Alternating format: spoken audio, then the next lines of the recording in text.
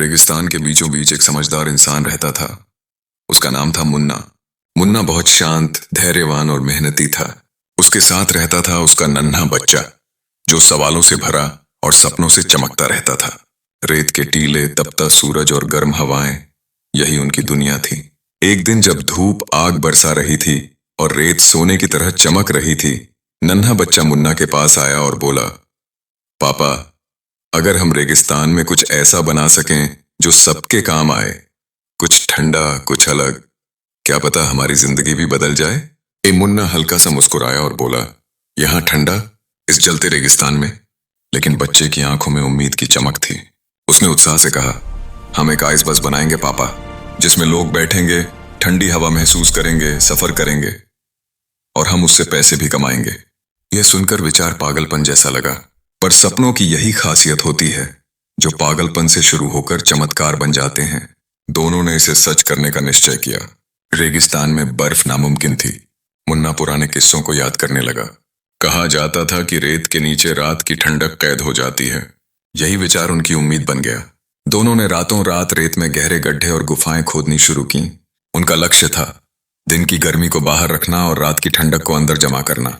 कई रातों की मेहनत के बाद उन्होंने ऐसी परतें बनाई जो धूप को रोकें और ठंड को सहेज लें। धीरे धीरे नीचे ओस जमने लगी। वही ओस छोटे छोटे बर्फ जैसे क्रिस्टल में बदलने लगी। उन क्रिस्टलों को जोड़कर उन्होंने बर्फ के छोटे छोटे ब्लॉक बनाए। आंधियां आईं, धूल आंखों में चुभी, हाथों में छाले पड़े, लेकिन दोनों रुके नहीं। आखिरकार काफी बर्फ इकट्ठी हो गई। मुन्ना तकनीक में माहिर था।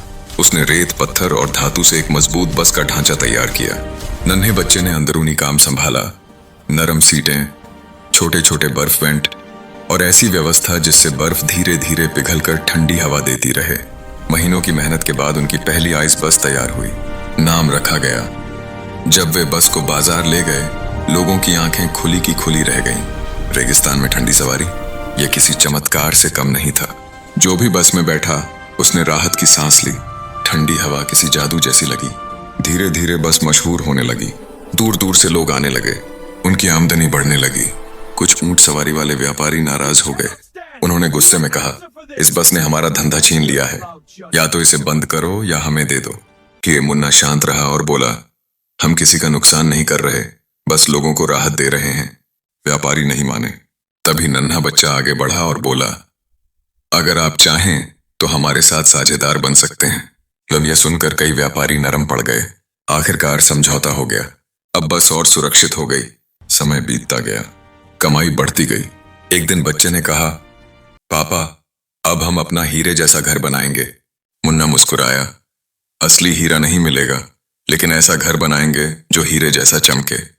उन्होंने चमकदार क्रिस्टल, शीशे के टुकड़े और रेत के चमकीले कण इकट्ठे किए। रेगिस्तान के ऊंचे टीले पर उन्होंने डायमंड आइस हाउस बनाना शुरू किया। धूप से बर्फ पिघलती, कभी चोर सामान ले जाते, कभी तूफान ढांचे को हिलाते, लेकिन वे डटे रहे। आखिरकार घर बनकर तैयार हुआ। सूरज की पहली किरण पड़ते ही पूरा घर चमक उठा, मानो रेगिस्तान में कोई नगीना रख दिया गया हो। एक शाम जब सूरज नारंगी रंग में ढल रहा था, मुन्ना और उसका बच्चा अपने चमकते घर की छत पर बैठे थे। नीचे आइस बसेस खड़ी थीं। बच्चों की हंसी गूंज रही थी। नन्हे ने पापा का हाथ पकड़ा और कहा, पापा, हमने सपना पूरा कर लिया। मुन्ना बोला, हाँ बेटा, और सबसे बड़ी बात यह कि हमने रेगिस्तान को ठंडक ही नहीं, उम्मीद भी दी।